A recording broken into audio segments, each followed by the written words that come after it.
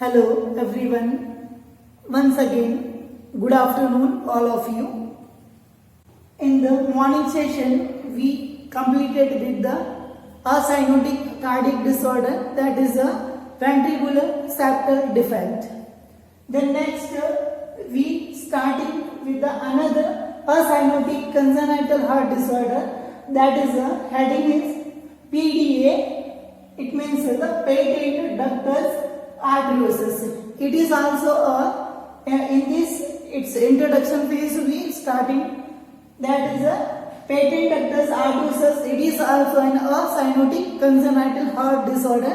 In this the word patent, it means remaining open, and the ductus arteriosus, it is the structure between the connection before the birth, the aorta and the pulmonary artery. Basically in the normal birth it should be fused after the birth. ठीक है, मतलब birth के बाद में ये मतलब ये close हो जाना चाहिए, फ्यूज हो जाना चाहिए. ठीक है, बट यानी अबनॉर्मलिटी की वजह से ये ओपन रह जाता है, तो वो डिजीज फॉर्म के अंदर इसको इंक्लूडेड किया जाता है. ठीक है. Then next in this we also discuss about the various causative factors responsible for this condition. In this we discuss about the following the causative agents like hereditary factors, the genes and the chromosomes abnormality, and the maternal illness, maternal harmful lifestyle, and the highly exposure to the radiation. So these are the factors predisposing the situation of the patent ductus arteriosus. Okay. Then next, same as it is, we continue with the patent ductus arteriosus. The principles of its alteration means इस condition के अंदर जो circulation का जो form रहेगा वो उसके अंदर कौन सा मैकेनिज्म इसके अंदर रहेगा. तो बेसिकली इसके अंदर the principal alteration, that is the shunting from the aorta to the pulmonary artery. It means the shunting होगी वो aorta से pulmonary artery के. It means the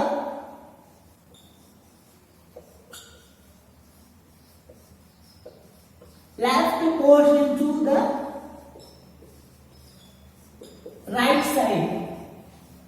Basically, if we notice the aorta, it is situated at the left side. ठीक है, जो heart का जो सामने जो स्ट्रक्चर हम देखे तो राइट साइड के पोर्शन के अंदर हमारा जो पल्मोनरी आर्टरी होती है वो अराइज होती है, और लेफ्ट साइड के पोर्शन के अंदर हमारा जो एरोटा होता है वो अराइज होता है. ठीक है, तो इसके अंदर जो ब्लड होगा वो एरोटा से होकर जो पल्मोनरी आर्टरी की तरफ जाएगा. ठीक है, तो इसके अंदर जो प्रिंसिपल अल्टरेशन, इट मींस जो शंटिंग होगी वो लेफ्ट टू द राइट की तरफ ब्लड होगा, हायर प्रेशर होगा वो लेफ्ट साइड के अंदर ज्यादा होगा, और राइट साइड के अंदर पल्मोनरी आर्टरी के अंदर प्रेशर होगा वो कम जनरेट होता है. ठीक है, तो इसी की वजह से इसके अंदर मैकेनिज्म ये रहेगा, the principal alteration should be the shunting from the aorta to the artery, pulmonary artery. It means the left portion to the right side के अंदर जो ब्लड का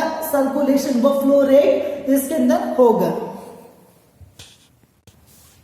Okay, the next one, the after the introduction phase and the its principal alteration about the PDA condition. The next heading is the pathophysiology about the patent ductus arteriosus. Means the PDA वाली condition होती है, उसके अंदर जो individual जो children's होता है उसके अंदर क्या क्या मैकेनिज्म के साथ में जो अल्ट्रेशन उसके अंदर प्रेजेंट रहता है. ठीक है, तो उसका पूरा जो प्रोसेस क्या जो कंडीशन उसके अंदर रहती है belonging to the its circulation. ठीक है, देन इसी के अंदर द ब्लड फ्लो फ्रॉम, मतलब जो ब्लड होता है वो सर्कुलेट करता है इसके प्रिंसिपल्स ऑफ अल्ट्रेशन के अकॉर्डिंग. ठीक है, then next the higher pressure generated at the aorta and the lower at the pulmonary artery. Basically जो इसके प्रिंसिपल्स ऑफ अल्ट्रेशन के अकॉर्डिंग हम देखें तो higher pressure should be generate at the aorta.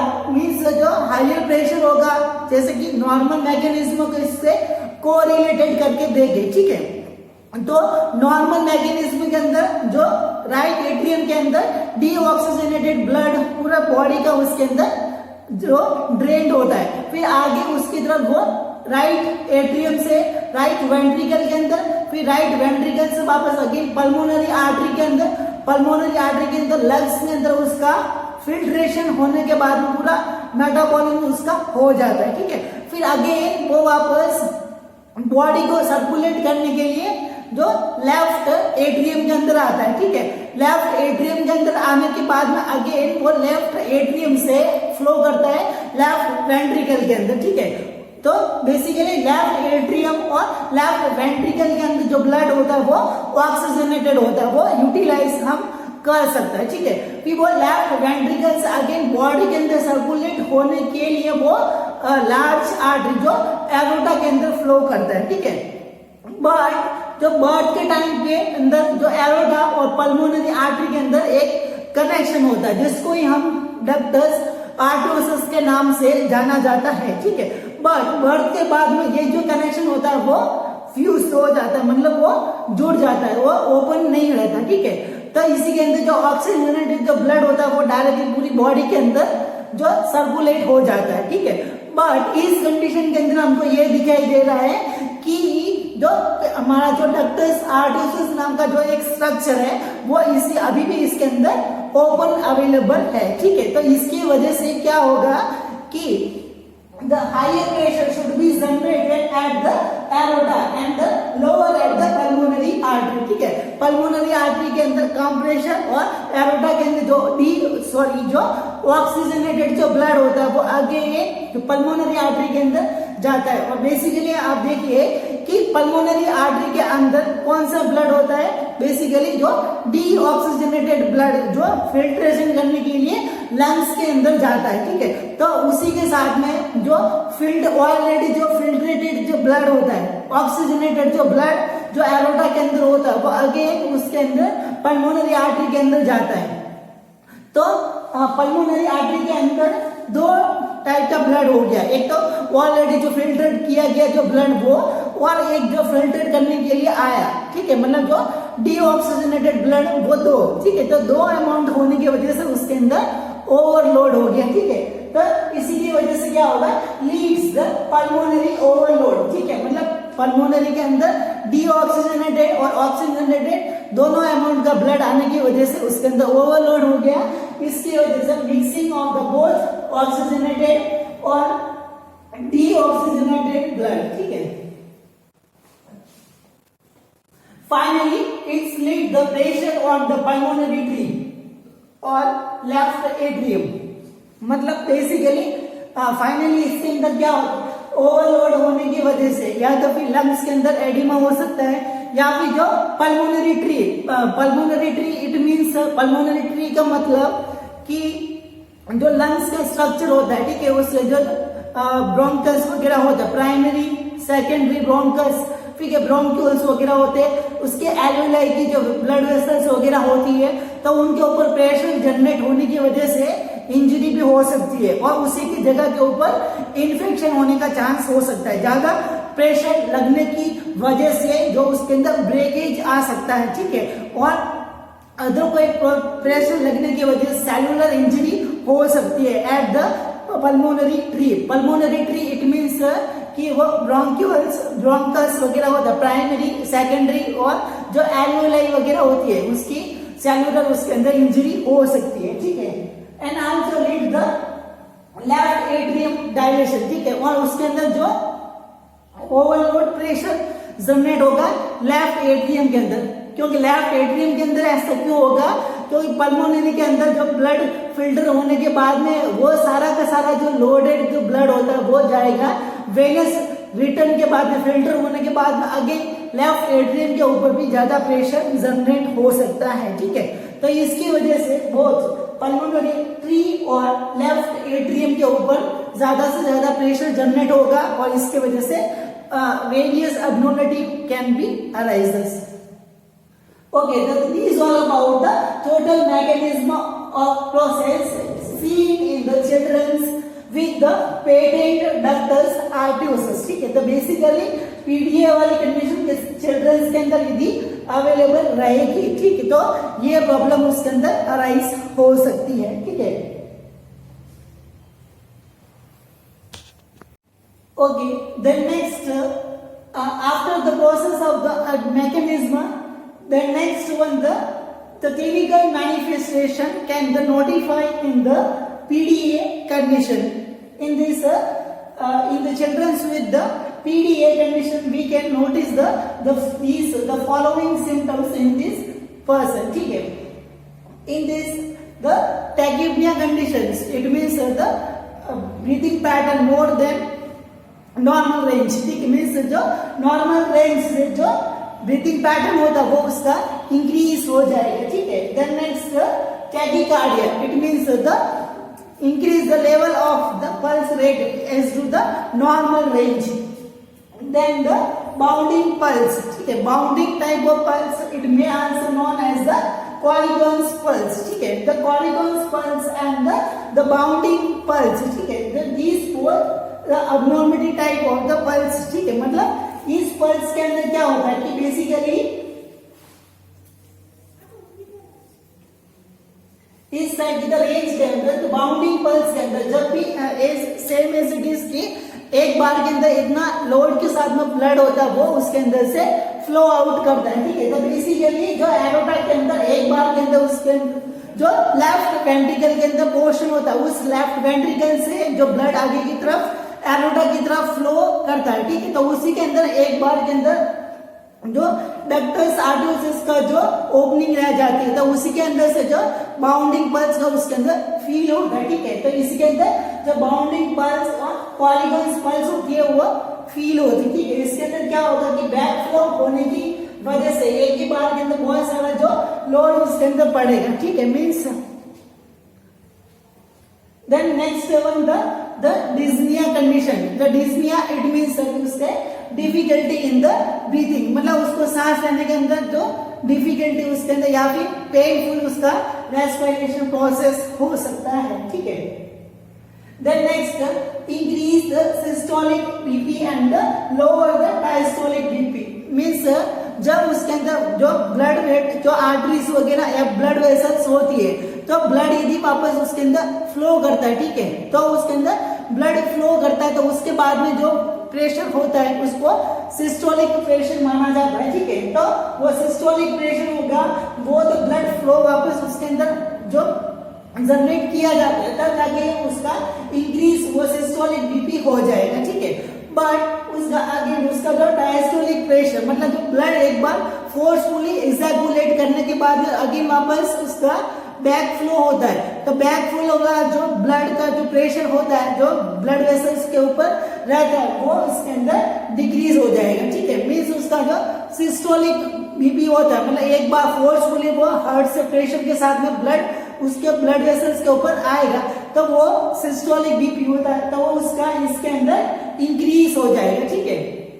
But जो वापस रिलैक्सेशन के time पे वापस बैक फ्लो होता है थोड़ा बहुत ब्लड का तो उसी के अंदर जो लोअर द डायस्टोलिक बीपी और वो डायस्टोलिक ब्लड प्रेशर होगा वो इस कंडीशन के अंदर रिड्यूस हो जाएगा, ठीक है।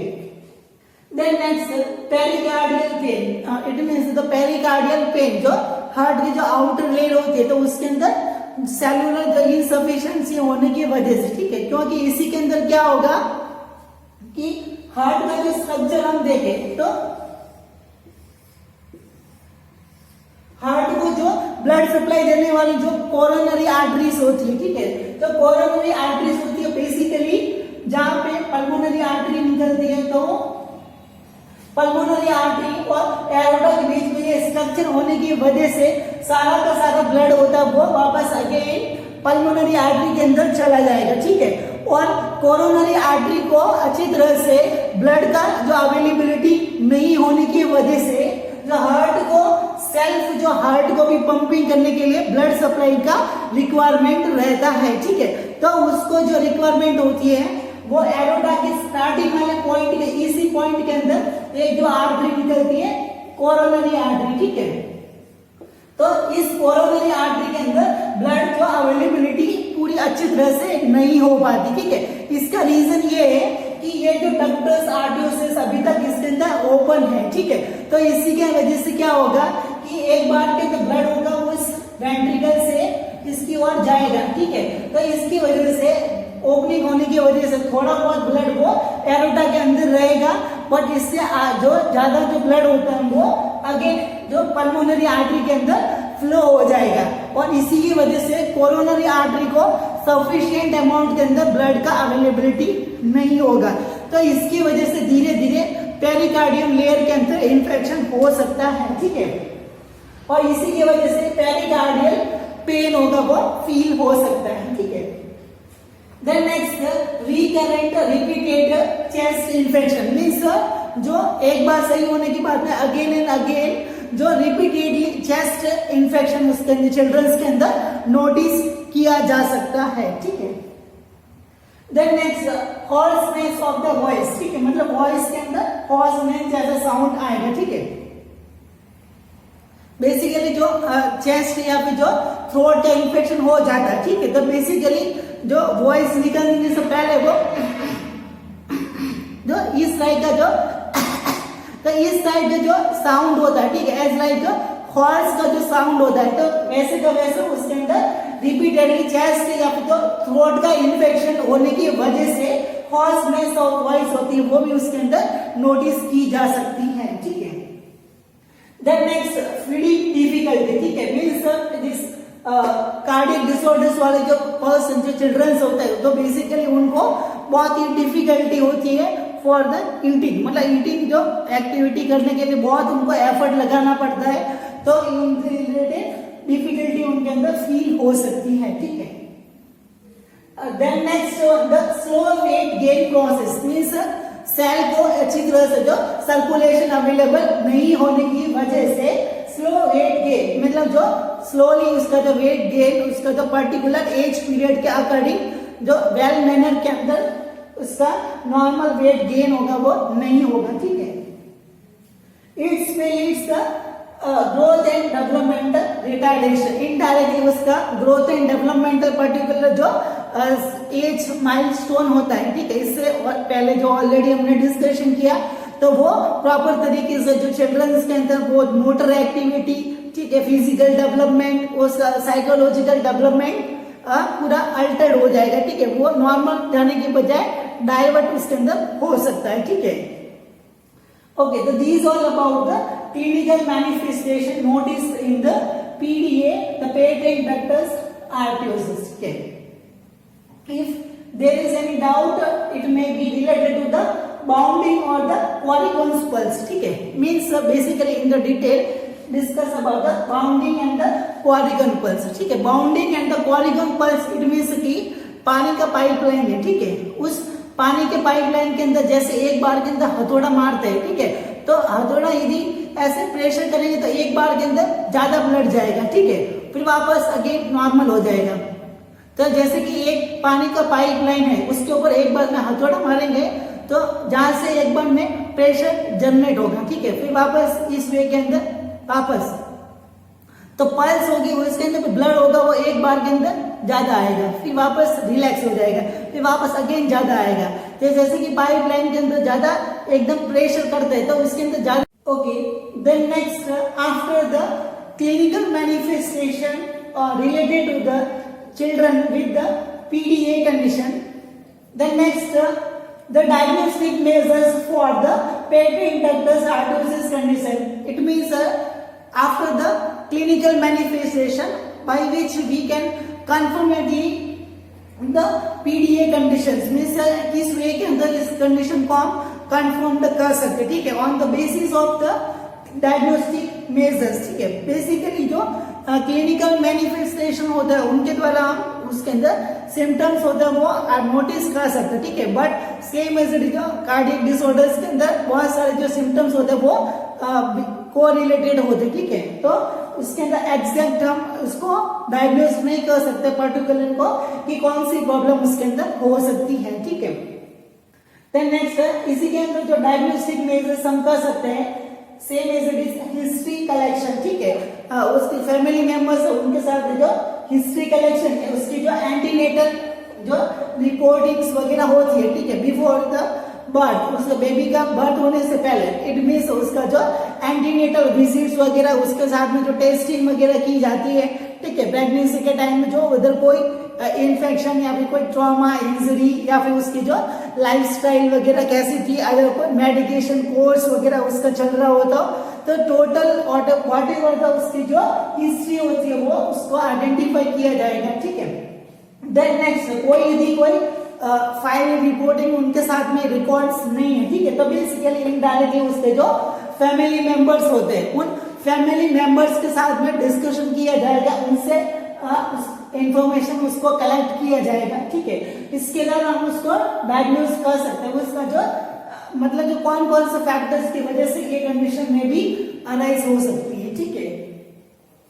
देन नेक्स्ट, फिजिकल एग्जामिनेशन, मतलब उसका साइन एंड सिम्टम, उसका क्लिनिकल मैनिफेस्टेशन चिल्ड्रन का हमको नोटिस करना, ठीक है, नॉट फॉर द मदर का फिजिकल एग्जामिनेशन देख के बेबी को आइडेंटिफाई नहीं कर सकते, फिजिकल एग्जामिनेशन बेसिकली मदर का ही करना है, ठीक है।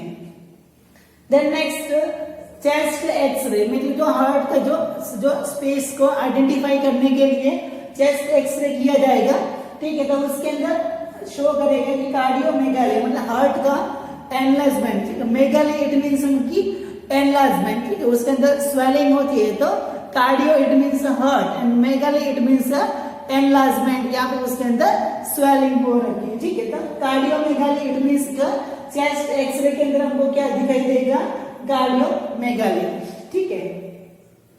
Then next, 2D eco images, मतलब जो 2D डायमेंशन के अंदर जो क्लियर जो इमेजेस होती है, तो डिफरेंट डायरेक्शन से उसके अंदर डिफरेंट एंगल से जो हार्ट का जो स्ट्रक्चर इमेजेस होती है वो आइडेंटिफाई करके हम पर्टिकुलर जो पेटेंट डक्टस आर्टरियोसिस वाली कंडीशन को आइडेंटिफाई कर सकते हैं, ठीक है। तो ये डायग्नोस्टिक मेजर से हम पीडीए को जो आइडेंटिफाई इजीली हम कंफर्म्ड कर सकते हैं, ठीक है।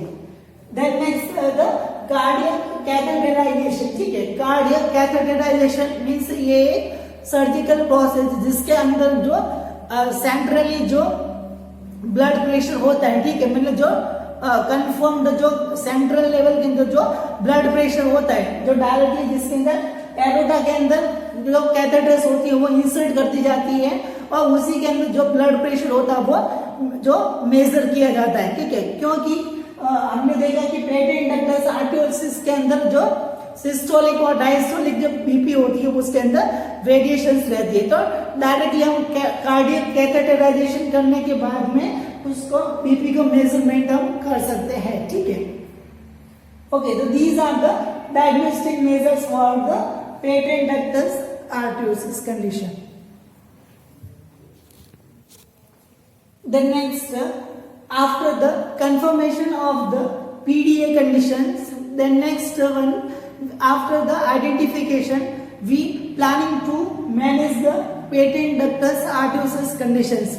Means सबसे पहले जो हमने स्टार्टिंग किया था कि वो एक्चुअली में ये जो पीडीए वाली कंडीशंस होती क्या, ठीक है, ये किस किस वजह से इसका कॉजेस हो सकता है, ठीक है। देन नेक्स्ट, इसका जो मैकेनिज्म मतलब इसके अंदर डिजीज के अंदर क्या क्या जो एक्टिविटी उसके अंदर होती है, ठीक है। देन नेक्स्ट, कौन कौन से सिम्टम्स जो बेसिकली एक इंडिविजुअल चिल्ड्रंस के अंदर नोटिफाई कर सकते हैं, ठीक है।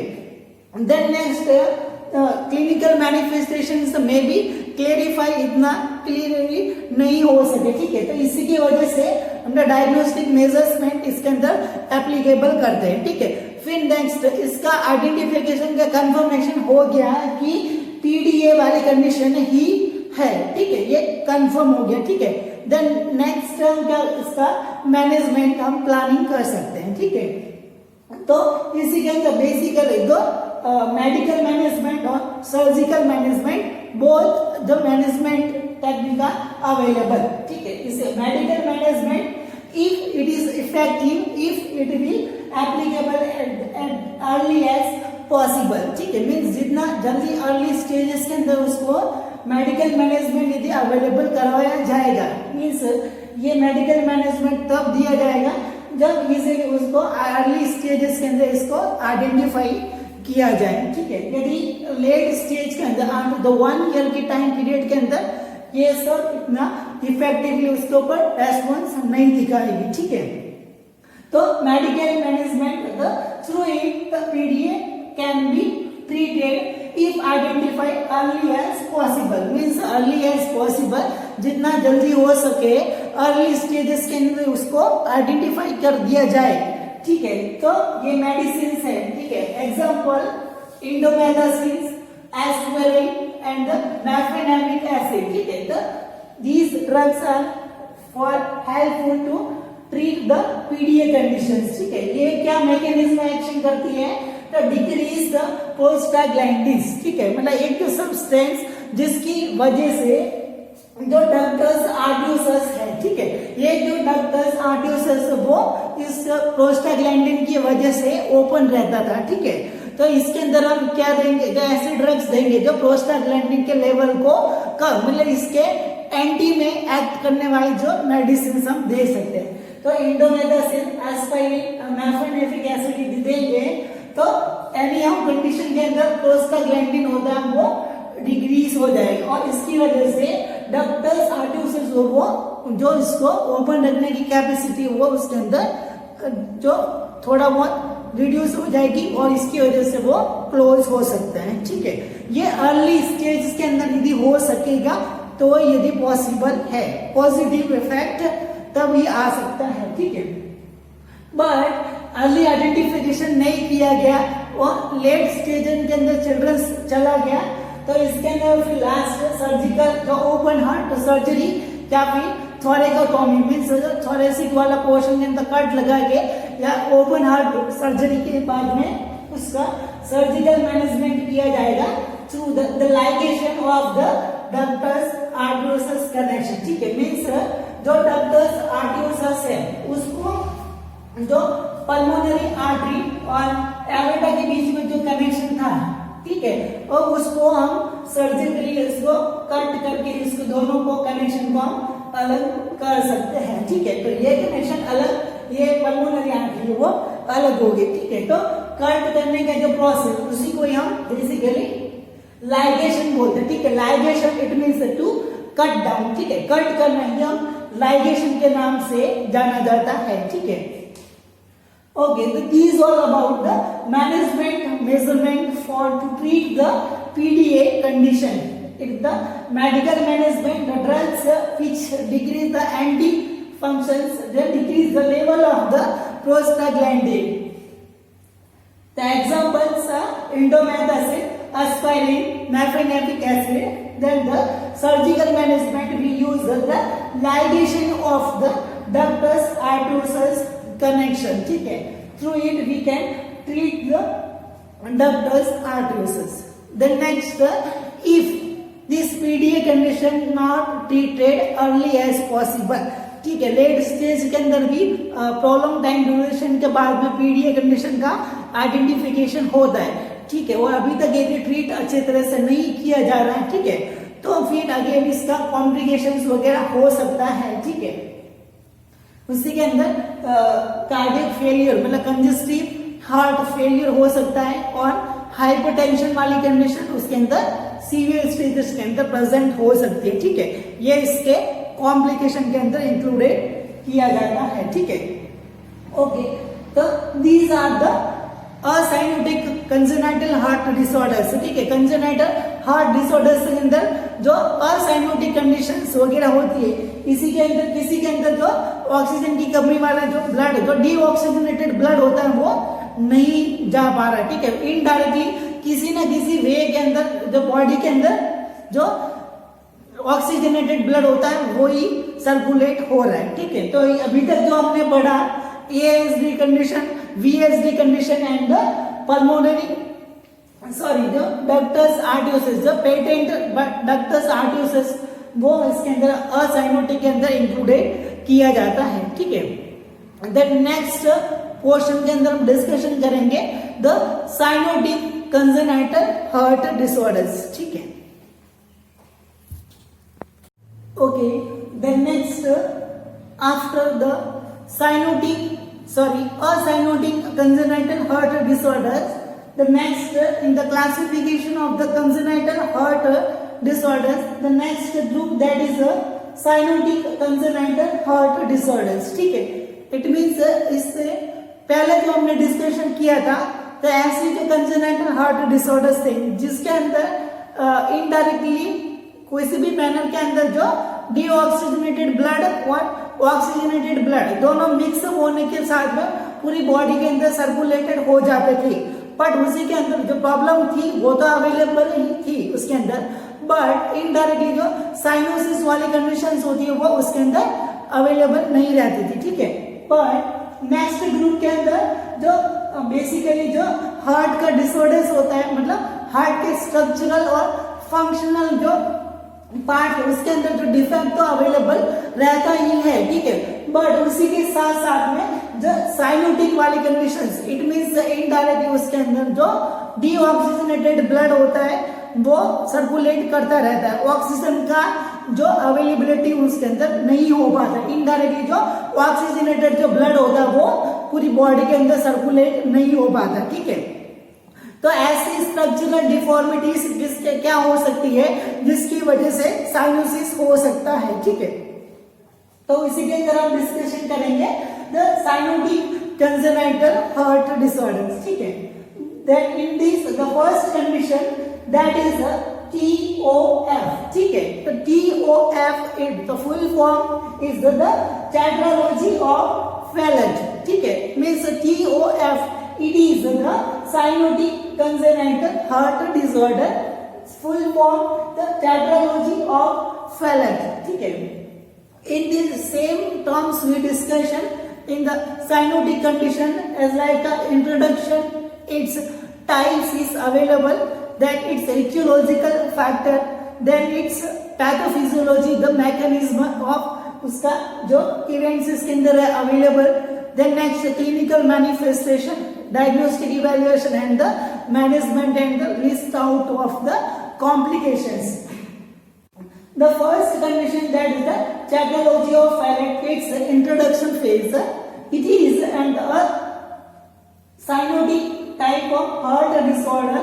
It named on the scientist who identified at first. ठीक है, means जो TOF वाली condition जो है, ठीक है, वो its introduction it is the cyanotic type. ठीक है, means ये साइनोटिक टाइप के हार्ट डिसऑर्डर्स है. ठीक है, और इसका नेम मतलब इसका जो नेम जो टेट्रालॉजी ऑफ फैलट कैसे हुआ. ठीक है, तो इसका नाम थोड़ा अजीब टाइप है, तो इसका ये जो नाम है वो कैसे पड़ा. ठीक है, तो इसका जो टेट्रा का इट मीन्स होता है कि 4. ठीक है, मतलब मोनो मतलब 1. ठीक है, डाई मतलब 2, ट्राई मतलब 3 and tetra it means 4.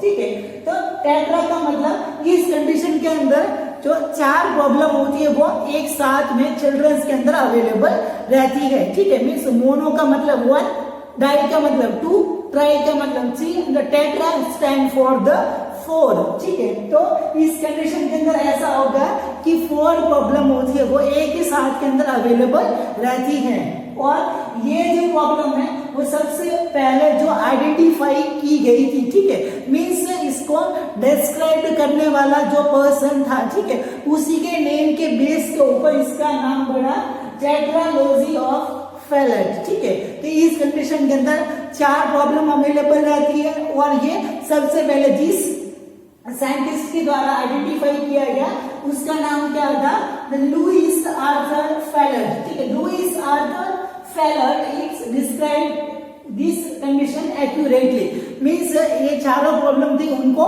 Accurately describe करने वाला जो चिल्ड्रंस के अंदर करने वाला जो साइंटिस्ट द लुइस आर्थर जो फैलट था उनके अंदर जो आइडेंटिफाई किया था, तो उसी के नेम के बेस के ऊपर इसको नाम दे दिया गया द टेट्रालॉजी ऑफ फैलट.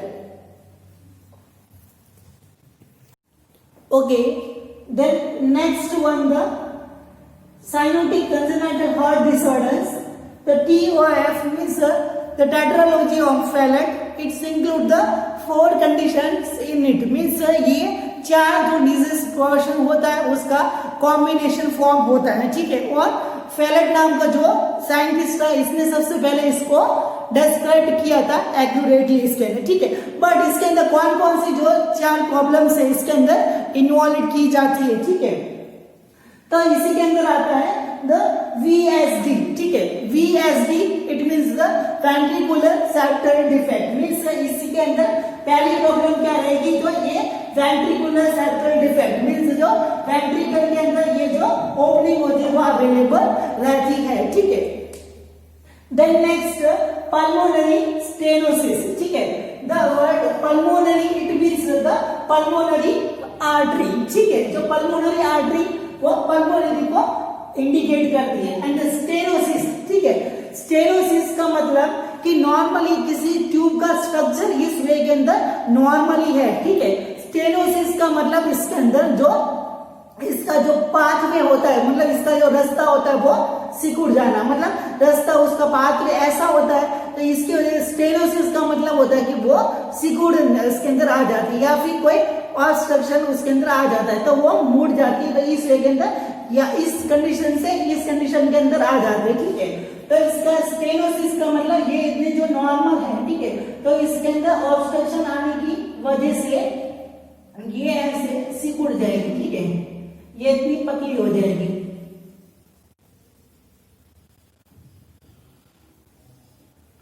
तो इसके अंदर स्टेनोसिस वाली कंडीशन का मतलब कि इसका पाथवे होता है वो इस कंडीशन से लेके वो ऐसा पतला हो जाता है, ठीक है। तो इस कंडीशन ये होगा किसके अंदर होगा, पल्मोनरी आर्टरी के अंदर, ठीक है। तो इस कंडीशन के अंदर पहली कंडीशन VSD रही, दूसरी कंडीशन रहेगी पल्मोनरी आर्टरी के अंदर जो नॉर्मल उसका रास्ता जो था, ठीक है, उसके अंदर सिकुड़न उसके अंदर आ जाती है, ठीक है। Then next right ventricular hypertrophy, ठीक है। और इसी के अंदर जो राइट वेंट्रिकल होता है वो राइट वेंट्रिकल होता है उसके अंदर हाइपरट्रॉफी रहती है। हाइपरट्रॉफी इट मीन उसका एनलार्जमेंट, उसका जो साइज होता है वो थोड़ा बड़ा रहता है, ठीक है। तो हाइपरट्रॉफी इसके अंदर जो हाइपरट्रॉफी है इस वे के अंदर थोड़ा एनलार्ज्ड स्ट्रक्चर इसका रहता है, ठीक है।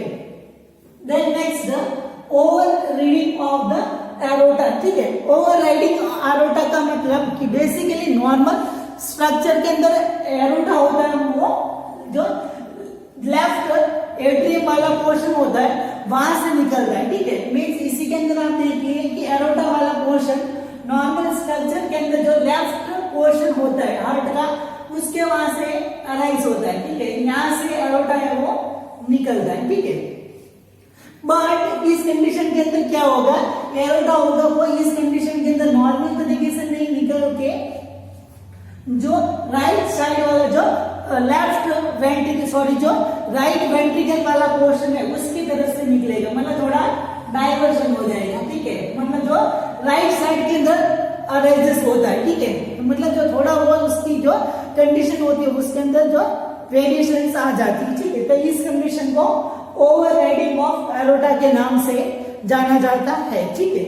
और वो जो लेफ्ट वेंट्रिकल से निकलने वाला था वो राइट वेंट्रिकल से अराइज होता है, ठीक है। तो इसकी जो पोजीशंस होती है, अलाइनमेंट होता है वो भी अब नॉर्मल तरीके से हो जाता है। तो फर्स्ट प्रॉब्लम ये वाली, सेकंड प्रॉब्लम इसका एनलार्जमेंट, थर्ड प्रॉब्लम इसका जो पल्मोनरी स्टेनोसिस और फोर्थ प्रॉब्लम है वो एरोटा के अंदर रहती है, ठीक है।